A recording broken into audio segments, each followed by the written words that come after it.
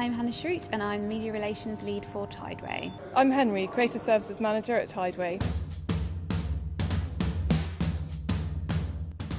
We're in Stafford today and we are at a Morgan Sindall site where they refurbish tunnel boring machines, or TBMs, that dig tunnelling projects around the world. So we're here to visit Charlotte, who is the TBM that will be digging the Frogmore Connection Tunnel in Wandsworth. This is Charlotte, and Charlotte is named after Charlotte Despard, a political activist and suffragist. At Tideway we decided to call our TBMs after historical women who have made a big difference to society in one way or another. So Charlotte's a refurbished TBM. She's a bit smaller than some of the other TBMs that are digging the Thames Tideway Tunnel. She's about 3.3 metres in diameter and about 75 metres long. Charlotte's really interesting because she's also had a life before working on the Thames Tideway Tunnel project.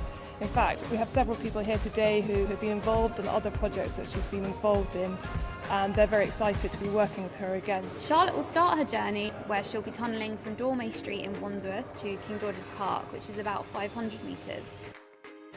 Then she'll be taken out from King George's Park and back to Dormey Street, and will carry on her journey towards our Carmouth Road site in Fulham, which is about 600 metres. And there she will join the 25-kilometre main tunnel, which will take sewage to be treated at Beckton Sewage Treatment Works. Charlotte, as you can see, is finished in the Tideway Teal, like all of our tunnel boring machines. Charlotte has a smaller tunnel boring machine, but she's just as important in what she's doing.